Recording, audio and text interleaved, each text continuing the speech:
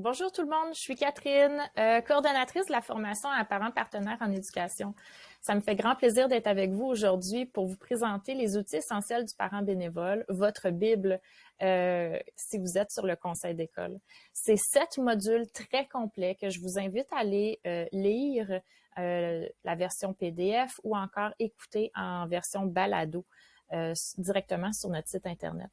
Les 7 modules sont là pour vous étiller, vous outiller et vous guider afin que votre année auprès du conseil d'école soit une réussite. Donc, on va commencer par le module 1, la planification annuelle.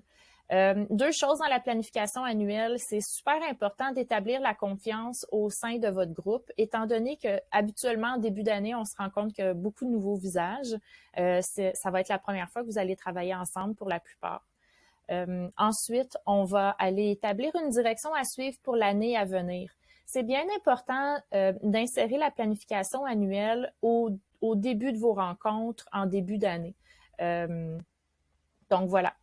On va ensuite enchaîner pour établir la confiance au sein de votre groupe. C'est tellement important que vous appreniez à vous connaître en tant qu'individu, à connaître vos forces également, vos faiblesses, et que vous soyez très confortable lors des rencontres, que ce soit en virtuel ou en présentiel. Si, par exemple, vous avez pris la décision en équipe avec votre direction d'école de vous rencontrer en personne, assurez-vous d'être dans une classe propre, bien ventilé, bien éclairé également, où est-ce que tout le monde est confortable. Ça change énormément la dynamique du groupe et les échanges. Je vous propose aussi de faire une activité brise-glace en début d'année. Voici 2 exemples. La première exemple, c'est assez ludique là, comme activité. Donc, chaque individu va écrire 3 faits sur eux, mais il y en a un qui est erroné.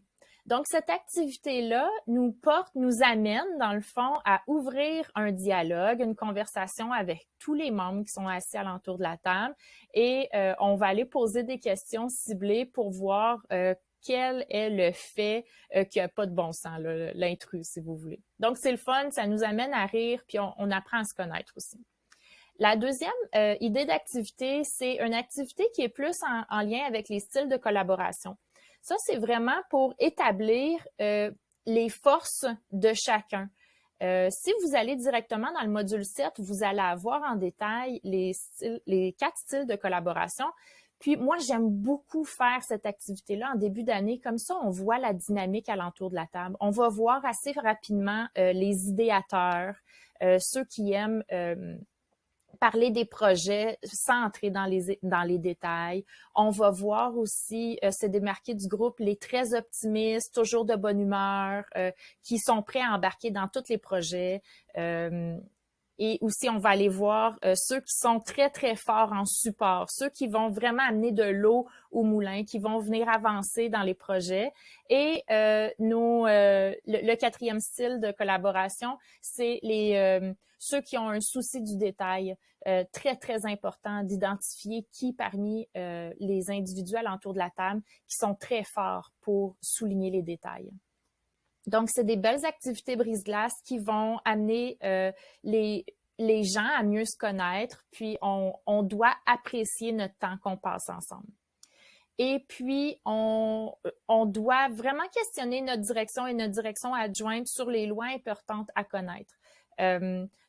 Ça va être un travail de collaboration avec votre direction d'école, puis je suis certaine qu'elles ou ils vont être très collaborateurs à ce sujet. Ensuite, établir une direction à suivre pour l'année à venir, la planification globale. Asseyez-vous, insérez la planification globale dans votre ordre du jour en première ou en deuxième rencontre de l'année. C'est super important d'éclaircir pourquoi est-ce qu'on est ensemble, qui assure le leadership pour notre réussite. Définir aussi en groupe, nous aurons réussi si.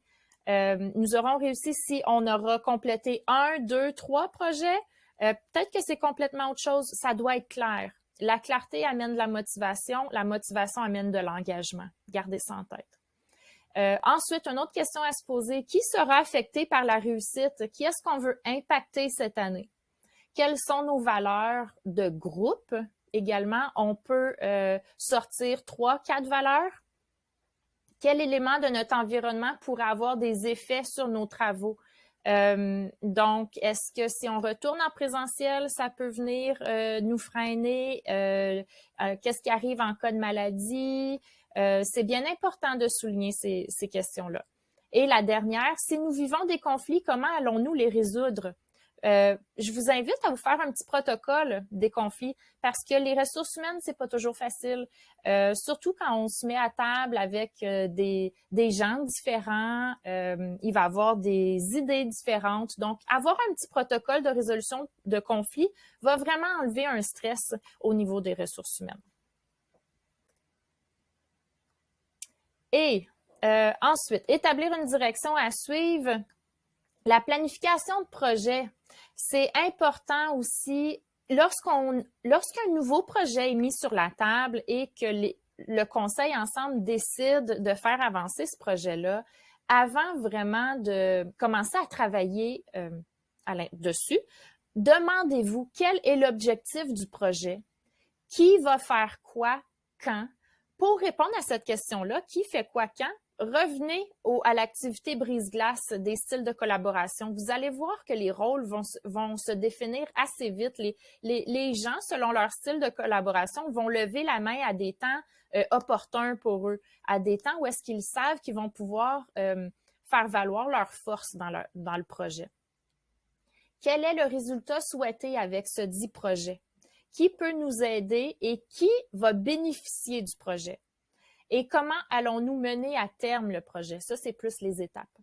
N'hésitez pas, c'est important d'amener de la clarté, comme je viens juste de le mentionner.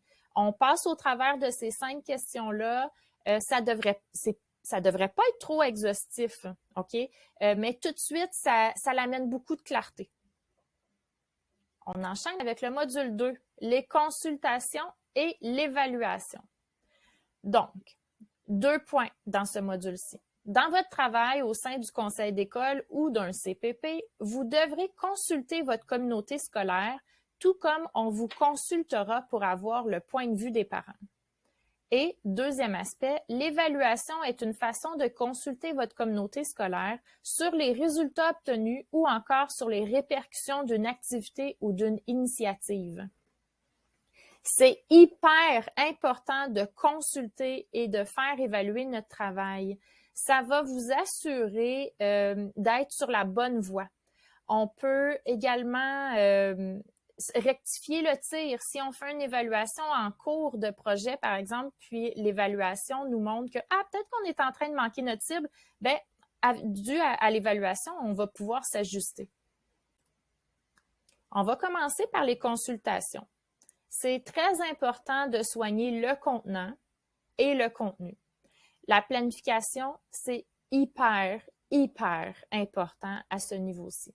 Il y a plusieurs façons de consulter. Dans le contexte qui nous intéresse, vous pourriez consulter pour saisir les besoins de votre communauté scolaire. Qu'est-ce que vos parents ont besoin? Qu'est-ce que les élèves ont besoin? En général, dans la communauté scolaire, qu'est-ce qui manque? Ou qu'est-ce qui fonctionne aussi? Obtenir des réactions à une initiative ou à un projet. Quand on veut avoir le pouls, c'est une bonne raison pour aller consulter. Évaluer aussi l'incidence d'un projet ou d'une initiative. Donc, avec ce troisième point-là, on va aller voir si on a touché leur cœur. Est-ce qu'on va aussi, ça va nous donner une bonne indication si on devrait le refaire ou simplement passer à un autre projet pour les années à venir. Dans ce point-ci, on va aller éclaircir et établir qui voulons-nous consulter. C'est important de toujours bien cibler notre public. Quel est l'objectif de la consultation? On veut savoir quoi? Comment allons-nous procéder à la consultation? C'est quelle forme? Est-ce qu'on va envoyer un communiqué directement aux parents qui vient de la direction d'école, qui vient de la présidence du conseil d'école? Est-ce qu'on lance un sondage sur la page Facebook, par exemple? OK? Le 4e point, qu'allons-nous faire avec les résultats? Est-ce que ça va tomber dans les oubliettes ou vraiment on va travailler avec les résultats pour pouvoir s'enligner? Et qui prend le leadership de la consultation? Quand je parle de leadership de la consultation, habituellement, on va vous conseiller de faire un sous-comité, un sous-groupe de parents qui vont vraiment travailler sur cette consultation-là. Pas besoin de mobiliser toute la table de travail là, pour aller faire la consultation. Pour un maximum de traction, il est primordial de lier clairement la consultation à un objectif clair ou un projet en particulier. On peut pas juste consulter pour consulter. Dans votre envoi, dans votre communiqué, ça doit être bien clair pourquoi est-ce qu'on demande la collaboration et la participation pour cette consultation-là. On doit expliquer notre démarche de manière bien claire. Ensuite, l'évaluation. Là, j'entends beaucoup qu'on saute cette étape-là, l'évaluation, parce qu'on a un petit peu peur des résultats qu'on va avoir. Ben, ayez pas peur, OK? Parce que en connaissant vos bons coups, vous allez pouvoir en générer d'autres. Puis, en connaissant où est-ce qu'on s'est un petit peu enfargé, c'est dans ce temps-là qu'on peut reprendre les projets puis les améliorer. Ayez pas peur d'évaluer. Ayez pas peur d'évaluer aussi à la fin de vos sessions de consultation, de conseil d'école, d'aller évaluer les membres qui sont alentour de la table. Avez-vous apprécié les conversations qu'on a eues? Avez-vous apprécié le rythme de la soirée également? C'est super important, les évaluations. Sinon, comment est-ce que vous voulez qu'on s'améliore? Donc, pour les évaluations, on va aller éclaircir et établir qu'est-ce qu'on peut s'améliorer, que pouvons-nous améliorer, puis comment, OK, comme je viens de le dire. Avons-nous atteint également nos objectifs selon le mandat du projet, le budget et l'impact souhaité? Est-ce qu'on a misé vraiment dans le mille ou on a perdu notre flèche, puis là, on s'est perdu dans notre cible? On doit le savoir. Est-ce qu'on a eu un impact? Est-ce que tout ce qu'on a fait a généré l'impact qu'on souhaitait? Et qu'est-ce qui aurait pu être différent? Négligez pas ce quatrième point-là. C'est avec cette question-là que vraiment vous allez pouvoir amener une énergie pour soit continuer ce projet-là ou le réaligner. C'est important. On enchaîne avec le module 3, la gestion des réunions. Deux aspects, donc le relationnel, comment nous interagissons ensemble, et le formel, les outils qu'on se donne pour faire progresser nos projets et structurer nos rencontres. Il n'y a pas un point plus ou moins important que l'autre. La gestion des réunions doit être bien structurée, puis on doit faire attention aux gens qui se présentent. Les réunions sont super utiles pour générer des idées, partager de l'information et prendre de bonnes décisions en groupe. Okay? Les réunions ne sont pas un bon outil pour organiser l'information, faire de l'analyse et de la recherche ou faire de la correction d'un texte, par exemple. Ces tâches-là vont être faites à l'extérieur des réunions. Donnez-vous un temps dans votre réunion pour travailler. OK?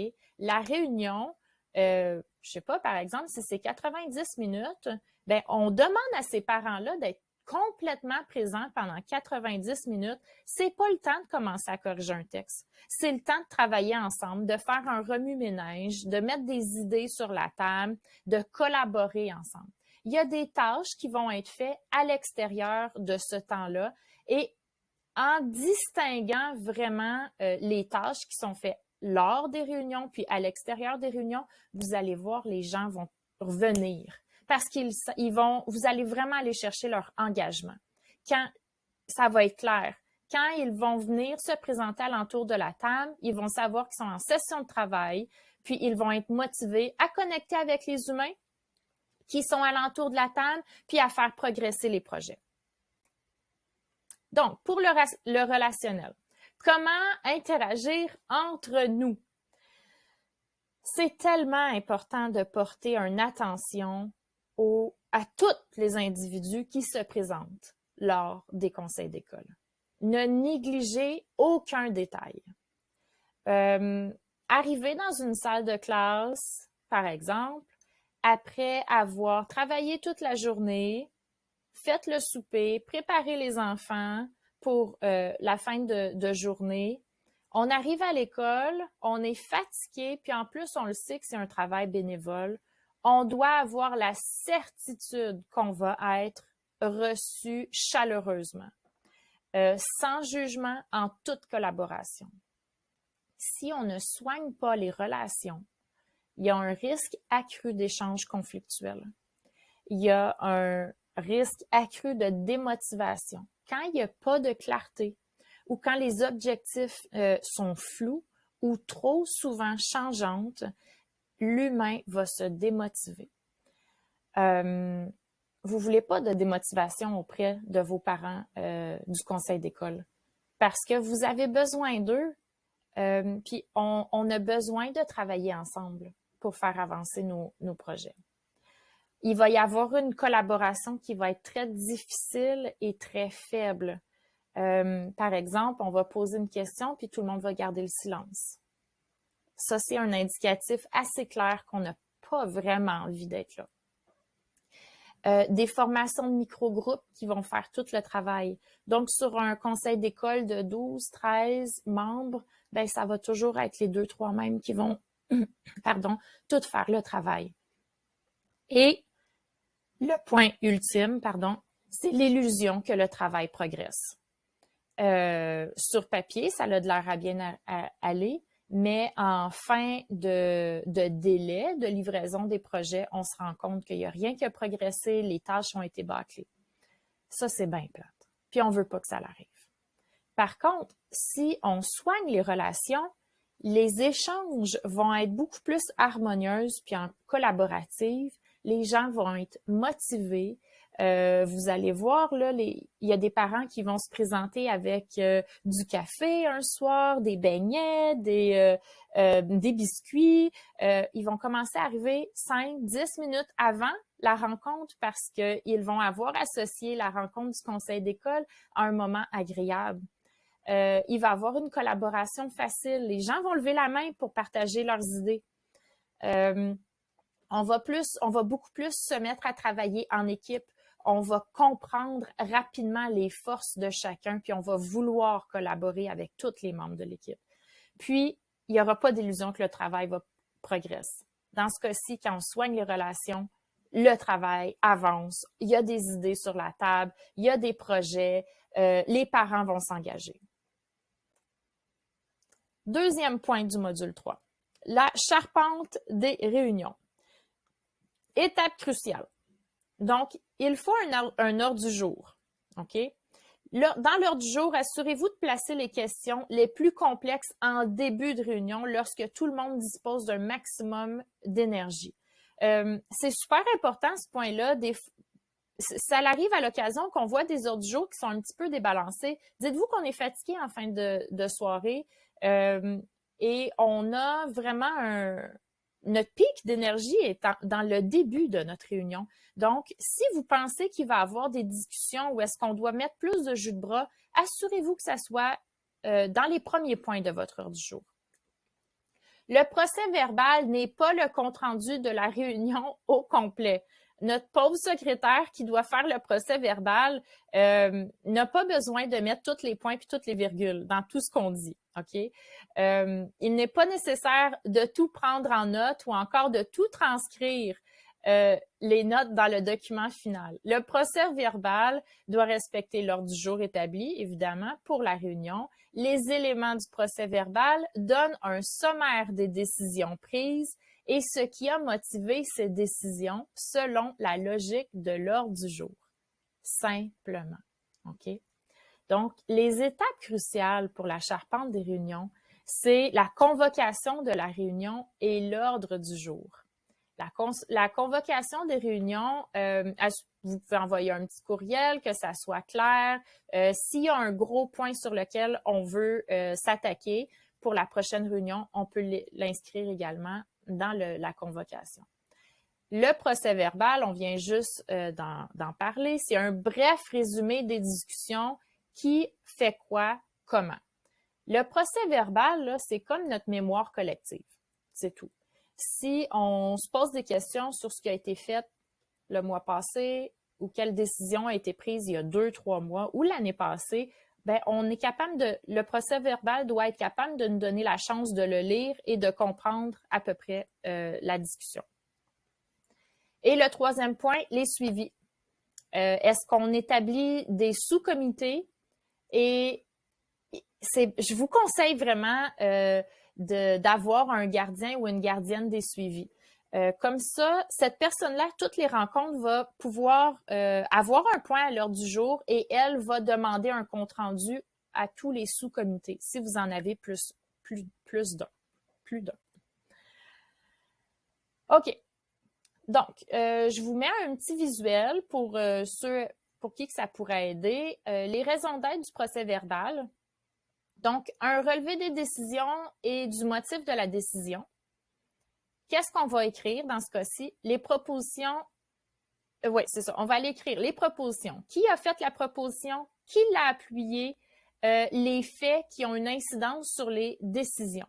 Pas plus, pas moins. Ensuite, un résumé clair et objectif des activités du conseil. Bien important que ça soit dans le procès verbal. N'oubliez pas, le procès verbal, c'est votre mémoire collective. Donc, on va aller écrire, dans ce cas-ci, les propositions qui a fait quoi pour chacun des éléments à l'heure du jour. Ensuite, le troisième point, transmettre des informations aux personnes qui ne sont pas présentes.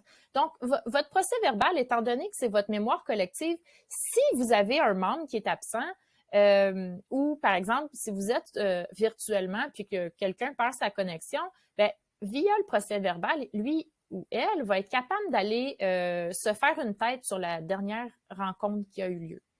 Et le quatrième point, faciliter la mise en œuvre des décisions prises en soulignant les actions à entreprendre.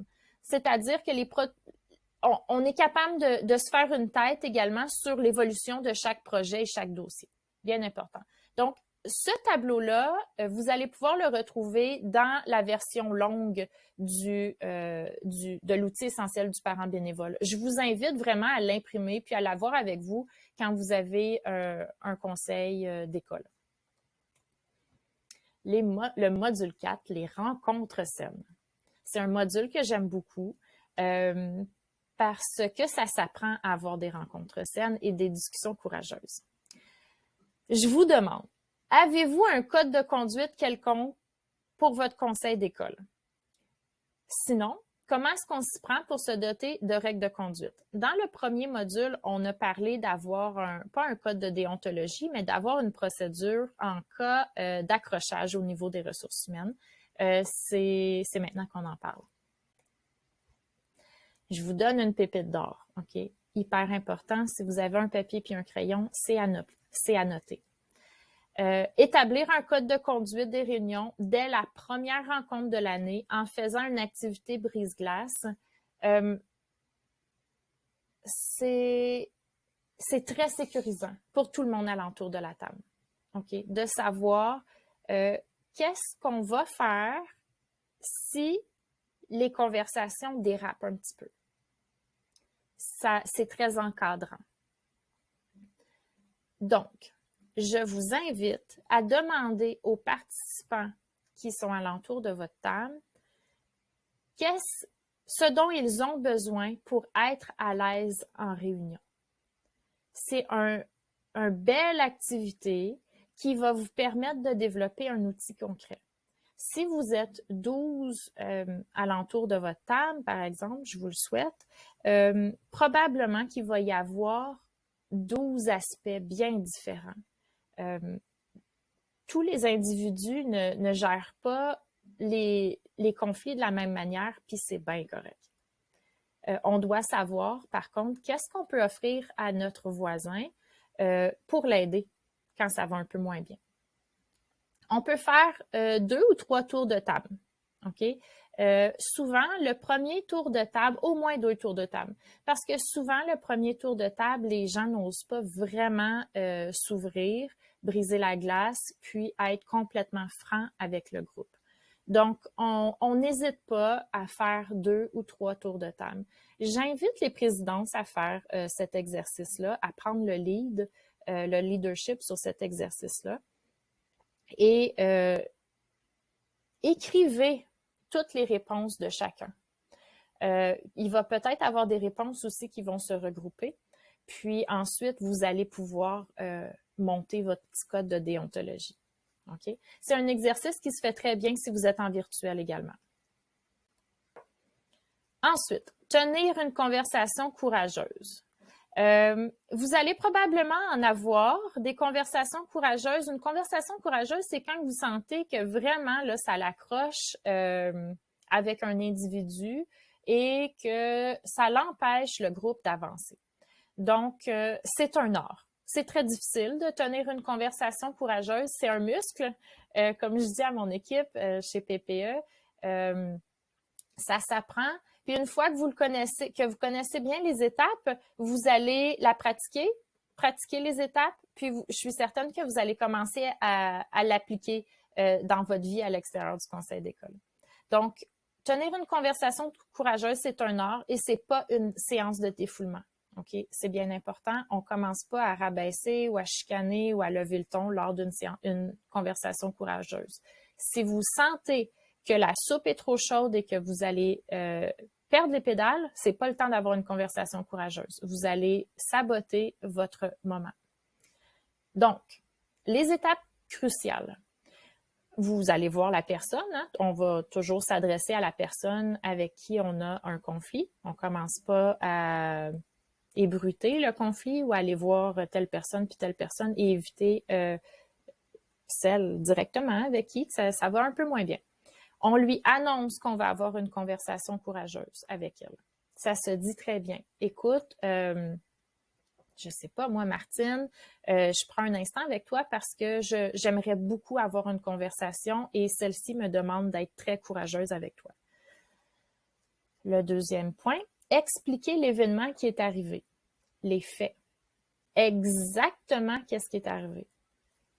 Donc, Martine, la semaine passée ou le mois passé, on t'a demandé, par exemple, de t'occuper de monter le sondage qu'on allait envoyer aux parents.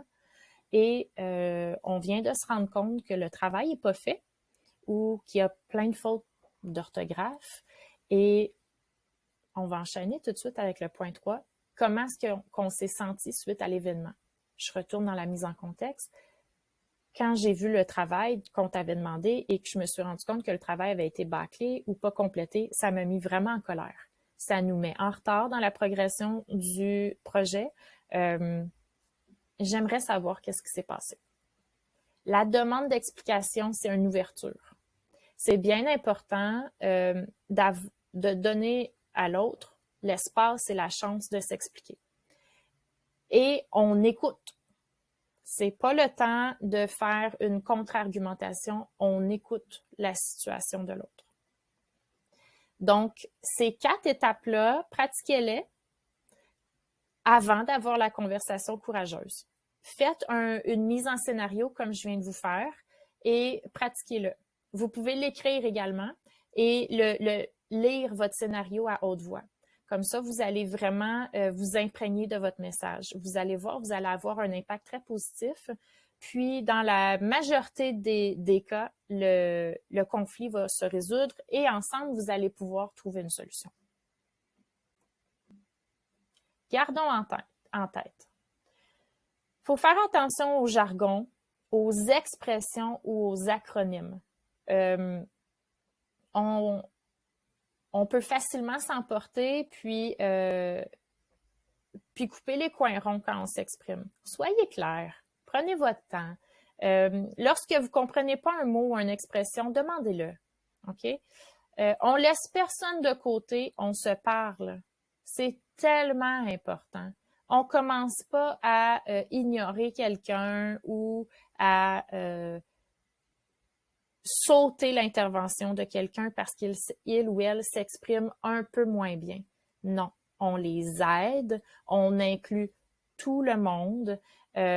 J'invite aussi les doyens et les doyennes des conseils d'école à jouer un rôle de leadership envers ces personnes qui peuvent avoir un petit peu plus de difficulté à s'intégrer au groupe. On n'a pas tous les mêmes styles de collaboration, donc pour ceux que c'est plus facile, allez chercher ceux qui sont un petit peu plus en retrait.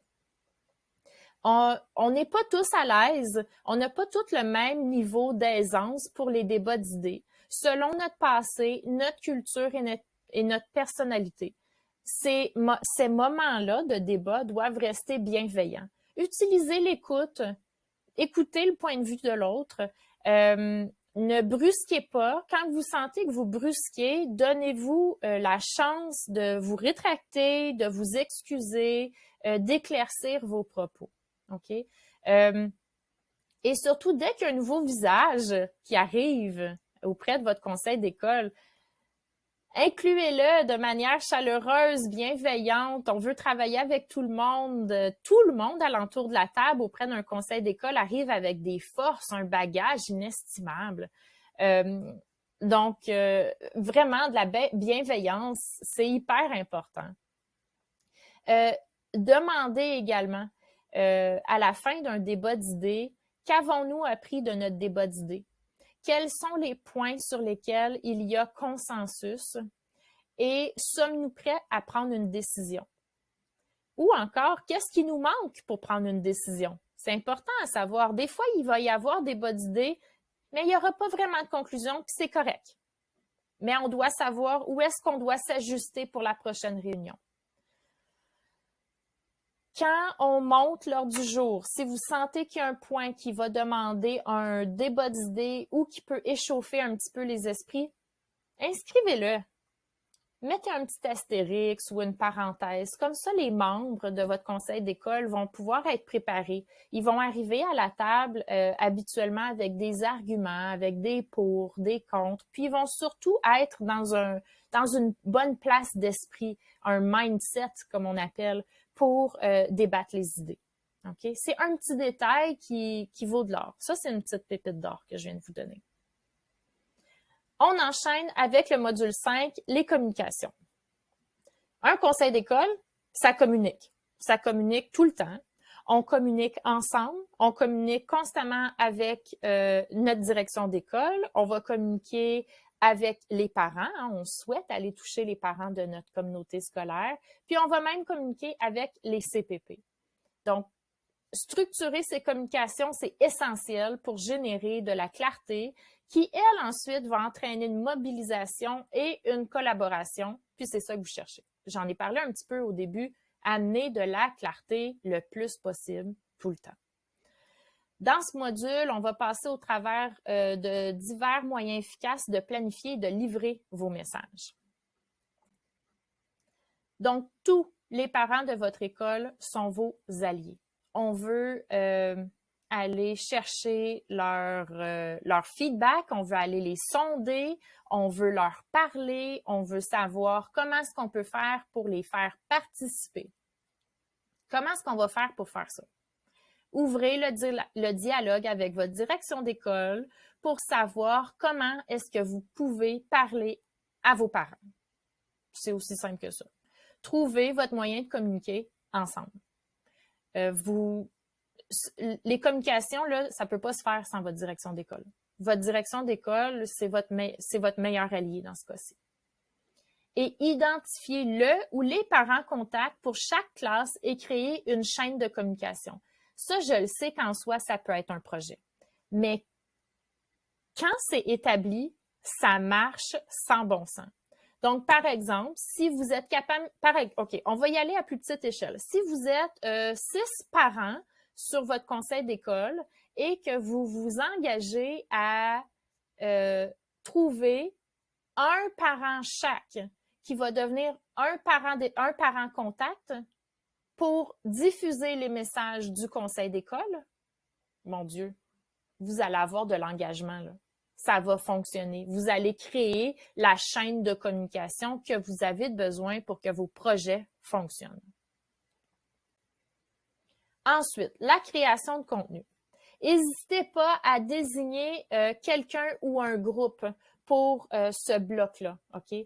Ça doit être des gens alentour de la table qui sont à l'aise, par exemple, à vraiment mettre en visuel la planification. Donc, la planification de messages et sa publication. N'hésitez pas à vous monter des calendriers. Puis là, maintenant, là, avec tous les outils technologiques qu'on a, ouvrez-vous, par exemple, un espace de travail commun comme un Google Drive où est-ce que tous les membres de votre conseil d'école vont pouvoir travailler ensemble dans cet espace réservé-là. Également, création du contenu. Qui fait quoi, quand, comment, pourquoi et le lieu. Allez-y dans les détails, c'est important. Les détails vont amener de la clarté, la mobilisation. C'est la base, OK? Vous allez trouver votre méthode à vous. Là, je vous en présente une, par exemple. Ce visuel-là, d'ailleurs, se retrouve dans le guide complet, OK? Dans la version longue des outils essentiels du parent bénévole. Moi, personnellement, je trouve ça fantastique de voir un calendrier si clair. OK, qu'est-ce qu'on fait quand, durant le délai également, puis quand est-ce qu'on part la publication, quand est-ce qu'on envoie la publication aux parents. Mais vous allez, en équipe, OK, trouver votre façon à vous. Enchaînons avec le module 6, la représentation. Se joindre à un conseil d'école ou à un CPP implique qu'on doive s'exprimer devant les autres et donner son opinion en pensant qu'on en a une dans un domaine qui ne nous est peut-être pas familier. On apprend tous. Vous allez peut-être avoir des parents, je vous le souhaite, dont c'est la première expérience et qui vont vouloir revenir dans les prochaines années, mais qui en ce moment apprennent. Ils vont apprendre de vous, les leaders. Deuxième point, dans votre regroupement, vous représentez les parents de la communauté scolaire. Au départ, il n'y a pas d'attente pour que vous fassiez mieux que la moyenne ou vous ayez plus de talent. On attend plutôt de vous que vous appreniez votre rôle et le rôle du regroupement, puis que vous apportiez votre contribution ou vos idées. On a besoin de votre couleur. On a besoin de votre bagage à vous. On veut vous entendre. On veut entendre vos expériences. On veut entendre vos bons coups passés, puis même vos coups un peu moins bons, pour qu'on puisse bâtir des beaux projets pour l'année qui s'en vient.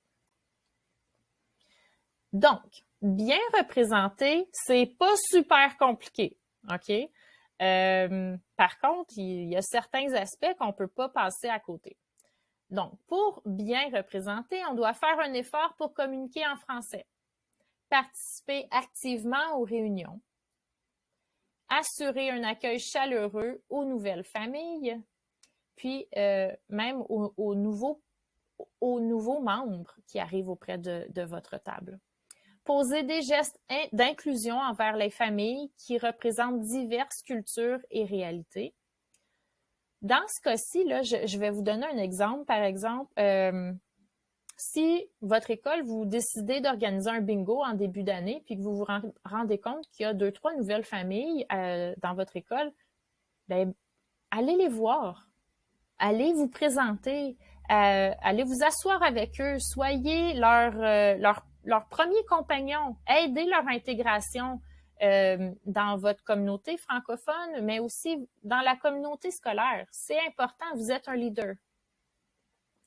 5e point, promouvoir les activités de l'école. On en parle, on peut le partager également sur nos réseaux sociaux.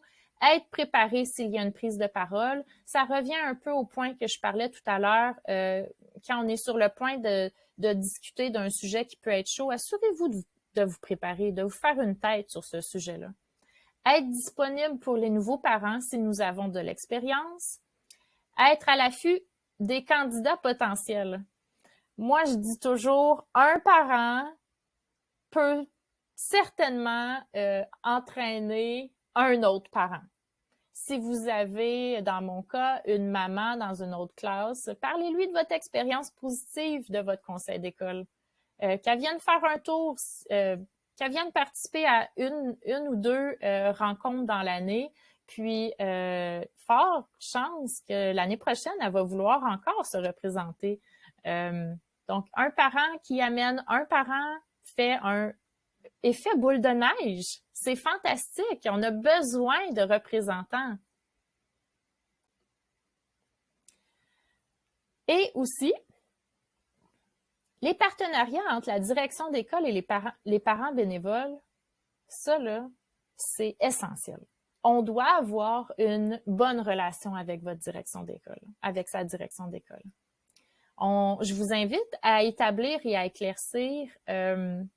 Donc, il y a 3 choses vraiment là. Donc, la créativité. Le conseil d'école propose des idées d'activités visant la participation des parents. Donc, en tant que conseil d'école, on est créatif.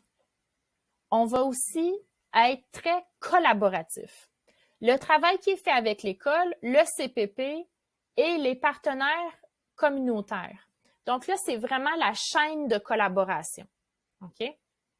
On peut, alentour d'une table, quand on parle d'un projet, avoir besoin d'aide, avoir besoin de plus de jus de bras, puis on pense à notre, par exemple, le centre communautaire francophone de notre coin, puis on dit « Hey, on va les approcher pour qu'ils viennent nous aider sur ce projet-là. » Bien là, on est vraiment dans la collaboration.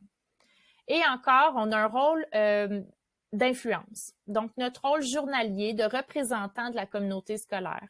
Donc, répondre aux sondages, parler des projets, s'intéresser à la vie scolaire de nos enfants, participer aux activités parascolaires, être présent aux rencontres également. Tout ce qui est à l'extérieur de ces 3 champs de créativité, collaboration et d'influence ne sont pas du domaine du parent bénévole. C'est là que se trace la ligne. Être parent bénévole ne nous donne pas le droit de jouer des rôles de direction adjointe. C'est bien important également. D'être dans son rôle, d'être complètement soi, juste soi, c'est primordial. 5 questions clés à se poser, 5 questions clés à poser à votre direction d'école. Comment peut-on vous appuyer en tant que conseil d'école? La direction, vous avez besoin de quoi de nous? Vous vous attendez à quoi de nous? Comment voyez-vous notre rôle? De quoi avez-vous besoin de notre part en tant que conseil d'école? Quelle capacité devrions-nous acquérir comme conseil d'école pour être efficace? N'oubliez pas que votre direction d'école, là, ils ne sont pas à leur premier rodéo. Fiez-vous à eux. Ils ont beaucoup d'expérience. Ils vont pouvoir vous partager les bons coups puis les moins bons coups des conseils d'école passés. Ouvrez le dialogue avec eux. Et quel est notre espace de créativité en tant que conseil d'école? Ça, c'est des belles discussions à avoir. OK? Je vous invite même à avoir ces discussions-là en début d'année. Ça l'amène beaucoup de clarté.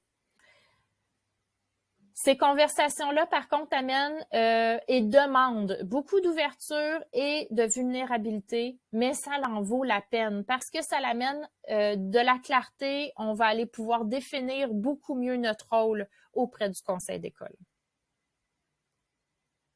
On commence le module 7. Milieu scolaire diversifié, accueillant et sécuritaire. Donc, mieux se connaître facilite la collaboration clé au travail d'équipe. Mieux se connaître facilite la collaboration clé du travail d'équipe. Sans collaboration, c'est bien difficile d'avoir un travail d'équipe. Puis vous voulez vraiment un conseil d'école diversifié avec un bagage différent pour que vos projets soient uniques et variés. OK. Ça, c'est un segment que j'aime particulièrement. J'en ai parlé pour le module 1 pour faire l'activité brise-glace, connaître son style de collaboration. Donc, je vous invite à faire cette activité-là avec vos membres pour savoir il ou elle se situe dans quel segment du style de collaboration. Donc, il y en a 4. Il y a les types de collaboration qu'on va nommer les verts. Les verts vont beaucoup aimer la prise en charge. Ils sont dans l'action, ils sont axés sur les résultats. Les verts, ce sont nos idéateurs. Les verts aiment et vont avoir des projets. Ils ne sont pas du tout dans le détail, mais ils voient le produit final. Le deuxième type de style de collaboration, les rouges. Nos rouges sont optimistes, toujours de bonne humeur. Ce sont des personnes vives d'esprit qui adorent la collaboration. qui vont partager leur expérience avec beaucoup d'aisance. On arrive à voir ou à distinguer les rouges quand on pose une question et les 2-3 premières mains, là, moi, je vais répondre, moi, je vais commencer. C'est très souvent des rouges. On a besoin de rouges dans une réunion parce qu'ils amènent, ils vont établir une bonne humeur. C'est vraiment agréable de travailler avec des rouges. Les bleus sont patients, très conciliants, c'est la stabilité au sein de votre groupe. Habituellement, ils sont pas dans des sautes d'humeur extravagantes. Les bleus sont très confortables et très performants lorsqu'ils sont en soutien. Les bleus aiment amener de l'eau au moulin, aiment avoir des tâches à accomplir pour voir les projets progresser. Ce sont d'excellents supports et ils supportent les nouveaux défis facilement. Donc, ils vont embarquer dans les idées, puis eux vont être capables de vraiment d'amener les aspects manquants. OK? Ils font avancer les projets. Et puis, on a les jaunes qui sont très analytiques, qui portent une grande attention aux détails, qui posent beaucoup de questions pour comprendre. Les jaunes vont parler un petit peu moins. Ils ont une grande écoute. Par contre, les jaunes vont, lorsqu'ils prennent la parole, c'est pour aller dans le détail. On aime dire que le brouillon du jaune va être le produit final du rouge. Donc, les jaunes sont d'un support inestimable dans un projet parce qu'ils voient à l'avance tous les détails qui doivent être vus. Donc, une fois qu'on a couvert les 4 styles de collaboration, demandez-vous et demandez à votre équipe dans quel cadran est-ce qu'il ou elle se situe le plus pour voir l'ensemble de votre équipe, pour être capable d'évaluer vos forces en tant qu'équipe. Tu sais, dans le fond, la couleur, ça n'importe pas vraiment. Ce qui est important à retenir, c'est qu'il y ait plus qu'une bonne façon d'être. C'est ensemble qu'on va arriver à faire avancer nos projets avec les forces de chacun. Tous les modèles de collaboration sont humains, positifs et normaux. Il n'y a pas une couleur ou il n'y a pas un style de collaboration qui doit être associé négativement, qui doit avoir une connotation négative. C'est absolument faux. Ce sont des tendances naturelles, tout simplement. OK? Certaines personnes vous ressemblent beaucoup, d'autres sont très différentes, puis c'est correct. Par contre, on est toutes capables de travailler ensemble. Ce n'est ni mal ni bien d'être une couleur ou l'autre, c'est simplement différent. Gardez ça en tête. OK. Apprendre à valoriser mon équipe et créer un climat de travail sécurisant, c'est super important. Donc, les 5 étapes de la valorisation, il y a 3 étapes pour arriver à, il y a 5 étapes pour arriver à la valorisation. La première, habituellement, on va juger. Ce n'est que l'instinct qui se manifeste. Ensuite, on va comprendre. On va écouter l'autre pour comprendre les raisons de son ou ses agissements. Oups! Là, tranquillement, le changement commence à se faire. On va respecter. On arrive à croire qu'il n'y a rien de mal à agir ou à s'exprimer ainsi. On est juste différent.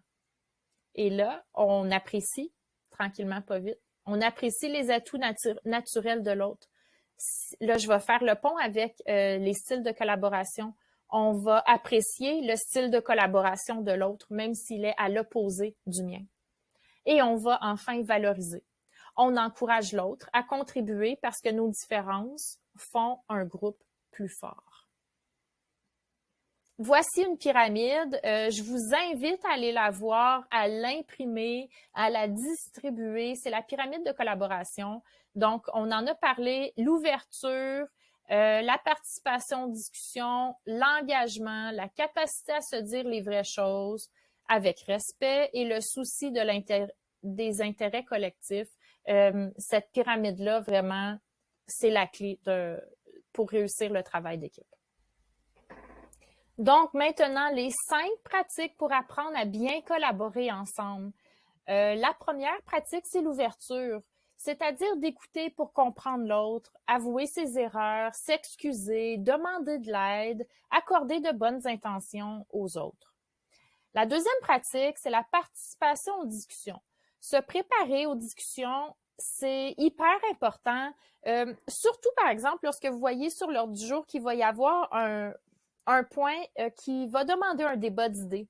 Je vous invite vraiment à écrire et à avoir vos arguments ou vos questionnements d'inscrits afin d'arriver prêt à la discussion pour que la discussion puisse progresser. Débattre pour comprendre, puis on garde aussi le focus sur l'idée. C'est bien important pour ne pas perdre l'attention de ceux alentour de la table. Ensuite, au point 3, on a l'engagement. Être solidaire avec le groupe, poser des questions de clarification, on travaille ensemble, c'est bien important. Au point 4, se dire les vraies choses, donc parler à la personne concernée, si je peux faire un rappel d'aller voir le module où est-ce qu'on parle des rencontres saines, on commence pas à ébruiter nos petits conflits à gauche et à droite, on va directement parler à la personne concernée, on a une conversation courageuse, puis on passe à autre chose. On partage les faits, on donne des intentions positives, on est bienveillant également. Et la 5e pratique, c'est vraiment les intérêts collectifs. Donc, on respecte son mandat consultatif, on discute des initiatives collectives lorsqu'on est ensemble, on garde en tête qu'on veut travailler en équipe pour avoir un impact sur notre école, sur nos élèves, sur la communauté de parents franco également. Donc, voilà, ça, c'était les 5 pratiques pour apprendre à collaborer. En conclusion, ça prend toutes sortes de monde pour faire un monde. C'est aussi simple que ça.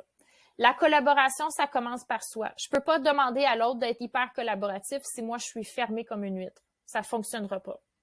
Apprécions et valorisons nos diversités. Tout le monde alentour de la table, on a tout un bagage et des expériences différentes et c'est fantastique. Traitez les autres comme ils, elles voudraient être traités. C'est pas à propos de vous. C'est à propos du groupe. On fait attention aux autres. La personne qui démontre le plus de flexibilité aura le plus d'influence sur le groupe. Soyez des leaders. Ayez pas peur. Si vous êtes présent aujourd'hui, vous avez déjà cette flamme-là à l'intérieur de vous. Créez un climat cohésif, inclusif, collaboratif, accueillant et sécuritaire. C'est une responsabilité collective. Faites que vos gens alentour de la table aient envie de venir passer 1h30, 2 heures à tous les mois, à tous les 2 mois pour faire avancer vos projets. Sur ce, je vous dis merci. Passez une excellente journée.